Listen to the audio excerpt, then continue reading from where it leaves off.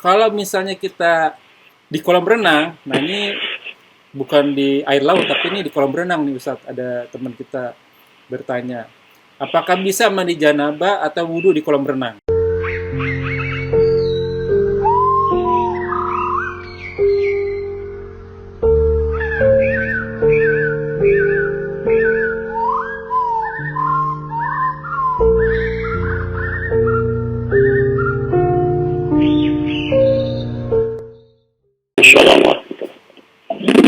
Wassalatu wassalamu ala asrofil anbiya'i wal mursalin sayyidina Muhammadin wa ala alihi washabihi ajmain.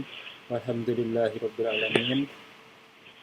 Innal hamdalillah nahmaduhu wa nasta'inu wa nastaghfiruh wa na'udzu billahi min shururi anfusina wa sayyiati a'malina may yahdihillahu fala mudhillalah wa may yudhlil fala hadiyalah.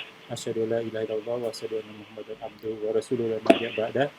Rabbi shroli sadri wa yassir li amri wa hlul 'uqdatam min lisani yafqahu qawli. Amma ba'du. Segala puji bagi Allah, Tuhan semesta alam yang telah memberikan kita nikmat iman, nikmat Islam, nikmat beribadah, nikmat thalibul ilmi, dan alhamdulillah masih diberikan kesehatan panjang umur, dan kita bertemu lagi dalam kajian hadis online di channel Millennium Mengaji dan KHO Official. Salawat tak lupa kita aturkan kepada junjungan kita Nabi Muhammad SAW yang telah memberikan suri tauladan kepada kita.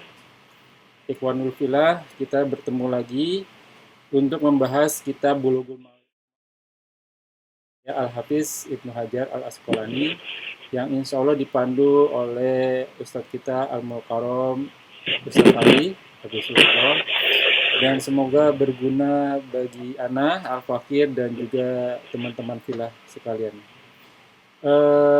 Kita sudah sampai ke hadis ke-5. Ini resuminya dari hadis yang pertama, bahwa air laut itu merupakan suci mensucikan dan halal bangkai binatangnya. Namanya sama seperti nama hewan di darat, tapi kalau di laut itu halal bangkainya. Dan kita kemarin telah membahas tentang cara mandi janabah dan wudhu untuk di laut. Yang salah satunya mungkin teman-teman bisa lihat lagi di video sebelumnya, bagaimana tata cara mandi janabah dan berwudhu di laut. Hadis yang kedua yaitu hadis tentang sesungguhnya air itu suci dan mensucikan. Tapi ternyata ada lagi hadis khusus bahwa lain pengecualian apabila air suci mensucikan itu apabila berubah warnanya, rasanya, baunya, tidak lagi suci mensucikan. Tapi bisa juga digunakan untuk suatu hal yang lain seperti menyiram bunga atau memberikan makanan kepada hewan. Mungkin itu resume dari hadis yang pertama, dan sampai ke hadis kelima tentang air banyak buah itu masih belum dibahas. Kita bertegur sapa dulu dengan Al-Mukarram Al-Ustadz. Kefalak Ustadz, apa kabarnya? Alhamdulillah, terbaik. Sehat di sana Ustadz ya? Alhamdulillah. Ustadz, ini ada beberapa pertanyaan sebelum kita masuk ke dalam kajian dari teman-teman kita. Yang pertama tentang hadis nomor 1, itu Ustadz sebelumnya bilang bahwa dalilnya dari Quran surat Al-Anfal surat ke-8 ayat 11 dan Quran surat Al-Furqan surat ke-25 ayat 48 tentang air hujan, padahal kita membahas tentang air laut gitu. Nah, itu hubungannya bagaimana itu Ustadz? Mungkin yang kedua ada lagi Ustadz, kalau misalnya kita di kolam renang, nah ini bukan di air laut tapi ini di kolam renang nih Ustadz. Ada teman kita bertanya, apakah bisa mandi janabah atau wudhu di kolam renang? Dan yang ketiga Ustadz, bagaimana bila seseorang itu ingin mandi janabah atau wudhu di air laut, tapi mungkin di sebelahnya kita nggak tahu ada orang yang mungkin buang air kecil di laut gitu Ustadz. Apakah itu kita bisa mandi janabah atau wudhu di air laut? Ahwan, seperti itu Ustadz. Tafadol Mas Puro. Baik, yang pertama dulu ya tentang alam paret 11. Temanya sih bukan air laut, sebetulnya air ya, air apa saja yang termasuk yang bisa dipakai untuk bersuci. Alam paret 11 itu air hujan. Di antara lagi ada air sungai. Air sungai ini yang di kitab Bulughul Maram ini ada yang dibahas adalah air laut. Ya, yang alam paret 11 itu tentang air hujan. Air termasuk air laut. Air suci, dibersihkan, ya. Yang kedua tentang mandi junub di sekaligus dengan pertanyaan nomor 3 ya. Mandi junub di laut dengan di kolam renang pasti beda. Kenapa? Kalau laut itu tidak terbatas airnya, jumlahnya pada saat dan berputaran ngalir terus air laut itu kan. Pada kita ada yang buang air kecil langsung tersapu.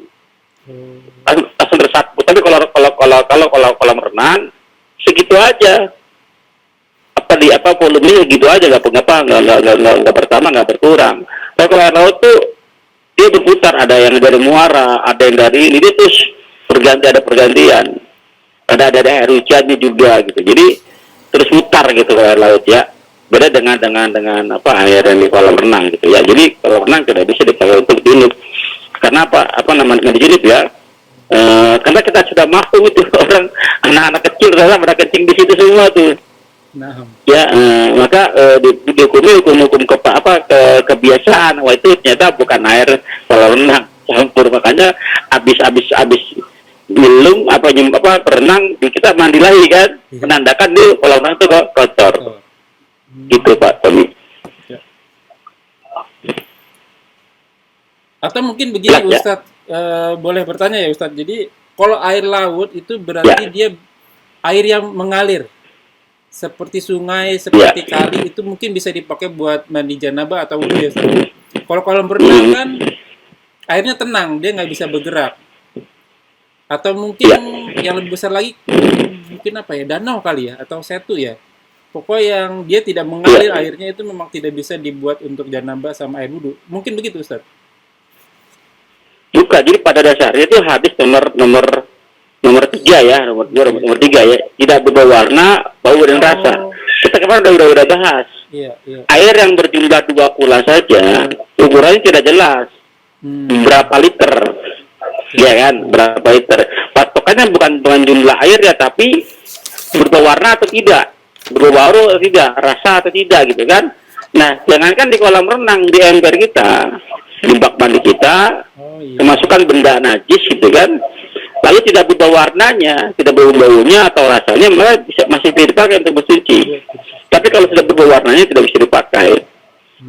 Nah, tinggal pertanyaannya berapa faktornya yang bisa merubah air tersebut kan? Kadar air najis seperti apa. Nah, kalau di kolam renang itu hampir kita paham, rata-rata pada kencing di situ. Iya kan? Maka bisa jadi itu bukan air kolam renang lagi, air kencing kebanyakan gitu kan. Jadi dengan air laut, air mayoritasnya adalah air alam gitu kan, mata air gitu. Jelas ya? Nah. Ya, berarti teman-teman kalau kolam renang itu tidak bisa buat mandi janabah atau mandi junub dan juga berwudu karena airnya kemungkinan besar persennya lebih banyak tidak sucinya dibanding sucinya ya Ustaz. Ya. Yang tadi tentang kula itu, jadi ini kula apa sih Tat? Ukuran liter atau ukuran volume atau ukuran apa ya? Iya. Itu lama beda-beda Pak, ukurannya satu kula itu berapa liter. Ada yang bilang satu kula 150 liter. Ada yang bilang 190 liter. Ada yang 200 sekian liter. Nggak jelas, ukurannya nggak jelas. Beda-beda. Gitu kan?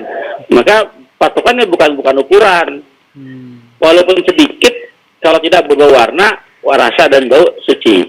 Walaupun banyak, kalau berubah satu saja, warna bau atau rasanya, maka tidak suci. Sekarang begini Jelas ya? Ustaz, misalnya di laut atau di sungai nih, di laut atau di sungai, di sebelah kita ada yang kencing. Oke, airnya Ya, airnya mengalir gitu. Di sebelah kita ada yang kencing. Apa kita masih bisa boleh wudhu atau mandi janabah? Mungkin 8 meter lah gitu iya, panjangnya gitu. Kan udah ada najis tuh sebenarnya di iya, situ. Tapi memang prosentasinya najisnya sedikit gitu Ustadz. Karena kan air sungai besar gitu. iya, Itu masih bisa dipakai buat wudhu atau iya. janabah.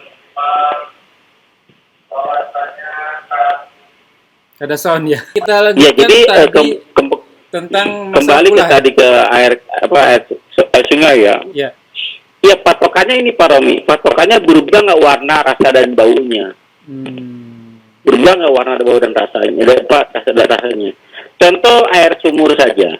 ya, nah, Air sumur kan di Jakarta, di Bekasi itu kan beda-beda ya. ya. Ada yang seperti bau kotoran, ada yang seperti bau beda. Kalau itu memang bau aroma aslinya seperti itu, maka tidak berubah. Oh, bau tanah. Ya. Biasanya itu nggak apa-apa. Nah, bau tanah. Berarti kan memang aslinya tanah. Ya, nah. Perhatikan kalimatnya, berubah warna, rasa dan bau. Dan yang namanya berubah kan berarti berbeda dari aslinya kan? Nah. Ya. Ya. Berubah berarti berbeda dari aslinya. Selama tidak berubah, selama masih sama dengan aslinya, masih terlihat air sungainya, tidak terlihat najisnya, akhir air kencing itu kan bercampur langsung, Ya, kelihatan betul, hilang. betul.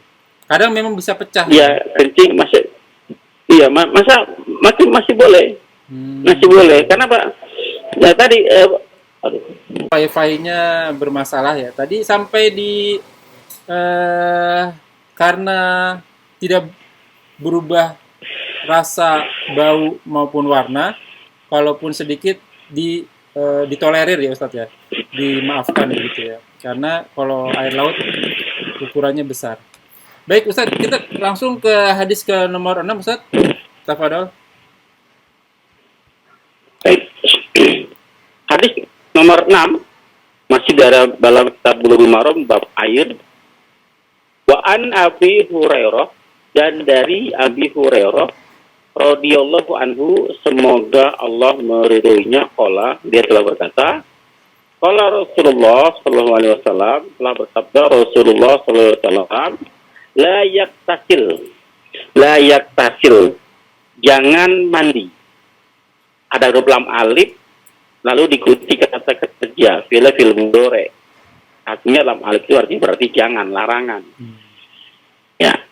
Kalau lam alif diikuti kata benda artinya bukan atau tidak, ya. Kata benda atau kata sifat. La yaktasil, karena mandi itu adalah pekerjaan fiil ya. La yaktasil, jangan mandi.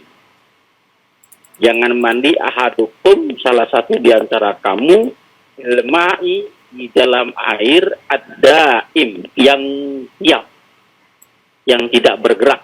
Wahwa junubun, dan dia dalam keadaan junub.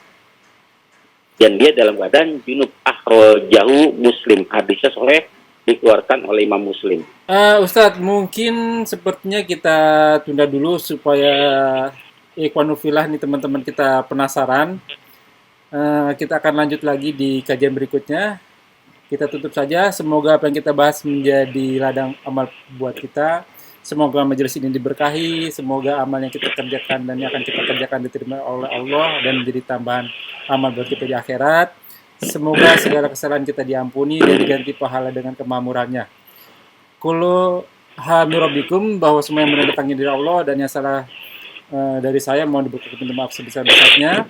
Kita tutup dengan kafaratul majelis. Subhanakallahumma wa bihamdika asyhadu an la ilaha illa anta astaghfiruka wa atubu ilaik. Wa akhiru da'wa walhamdulillahirabbil alamin. Wabillahi taufiq wal hidayah. Wassalamualaikum warahmatullahi wabarakatuh. Syukran jazakumullah khairan Ustaz.